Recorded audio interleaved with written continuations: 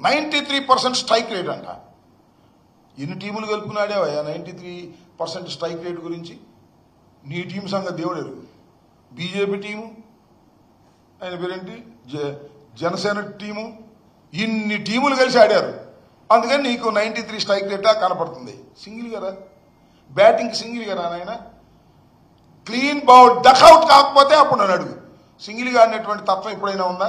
ఎప్పుడు చంద్రబాబు నాయుడు గారు ఎన్టీ రామారావు గారిని వెన్నుపోటు పొడిచిన దగ్గర నుంచి ఎవరొకరిని మీద ఆధారపడి రాజకీయాలు చేయటమే తప్ప సింగిల్గా వచ్చినప్పుడల్లా నువ్వు చితకబాదిన సందర్భాలే తప్ప ఎక్కడైనా ఎప్పుడైనా సింగిల్గా లేకోకుండా గెలిచినటువంటి సందర్భం ఉన్నదా? ఒక్కసారి చంద్రబాబు నాయుడు గారు ఆలోచించుకోవాలని ఈ సందర్భంగా నేను మనవి చేస్తున్నా. అంతేకాదు, పాపం చంద్రబాబు నాయుడు గారికి ఈ డప్పాలు కొట్టేవాళ్ళు కొంతమంది ఉన్నారు కదా, ఈ హాస్యనటుల్లాగాను కేతిగాళ్ళలాగాను డప్పాలు కొట్టారు. అవి చాలేదంట.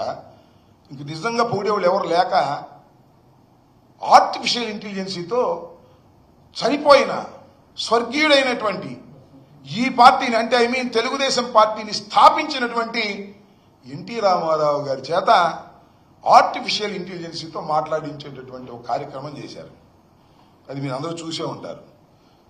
ఎన్టీ రామారావు గారు చెప్తున్నాడు, చంద్రబాబు చాలా గొప్పవాడు, హైదరాబాద్ నిర్మించినటువంటి వ్యక్తి అని డప్పా కొట్టే కార్యక్రమం. అంతేకాదంట, P4తో పేదరికాన్ని రూపుమాపడానికి ఉద్భవించినటువంటి వ్యక్తి మా అల్లుడు చంద్రబాబు నాయుడు అని చెప్తున్నాడు. ఆర్టిఫిషియల్ ఇంటెలిజెన్సీతో చెప్తున్నాడు. అసలు ఆయన ఏమన్నాడయ్యా? నారా చంద్రబాబు నాయుడు గారు, మా గుర్తు మీ గుర్తు, కాకపోతే కొత్తగా వచ్చిన చిన్న కుర్రోళ్ళకి గుర్తు లేదు. ఎన్టీ రామారావు గారిని నువ్వు వెన్నుపోటు పొడిచిన తర్వాత, ఆయన అధికారం కోల్పోయిన తర్వాత కొంతకాలం బ్రతికే ఉన్నాడు.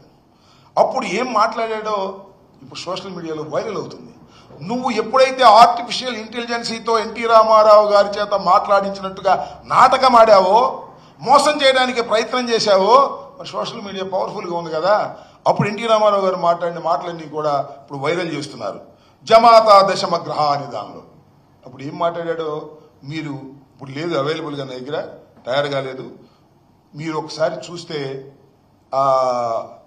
సోషల్ మీడియాలో, వీడియోలో, యూట్యూబ్లో వస్తుంది. చంద్రబాబు నాయుడు గారు చనిపోయే ముందు ఒక ఇంటర్వ్యూలో చాలా స్పష్టంగా చెప్పాడు, ఔరంగజేబులాగా తండ్రిని, కుటుంబాన్ని నాశనం చేసి రాజకీయాల్లోకి రావాలనుకున్నటువంటి వ్యక్తి మా అల్లుడు, చిచి ఆయన పేరు కూడా నేను ఎత్తను, ఒక దుర్మార్గుడు అని బహు రకాలుగా దూషించాడు పాపం చంద్రబాబు నాయుడు గారిని ఎన్టీ రామారావు గారు. బాధతో, తన దించేశాడనే బాధతో, కుట్ర చేశాడనే బాధతో మాట్లాడినటువంటి మాటలు ఇవాళ వైరల్ అవుతున్నటువంటి. ఒక్కసారి చంద్రబాబు నాయుడు గారు మీరు కూడా ఏదైనా అవకాశం ఉంటే చూడండి అని కూడా ఈ సందర్భంగా నేను మనవి చేస్తున్నా. సరే, ఎన్టీ రామారావు గారి పేరు చెప్పి ప్రాంగణం అంతా బ్రహ్మాండంగా ఎన్టీ రామారావు గారు పుట్టినరోజుని అది నేను చెప్పారు కదా. అసలు నందమూరి వంశం నుంచి ఒకళ్ళన్నా ఉన్నారండి డ్యాష్ మీద?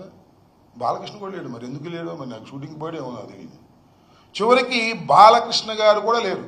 నందమూరి కుటుంబం నుంచి ఒక్కరు కూడా డ్యాష్ మీద కనపడలా.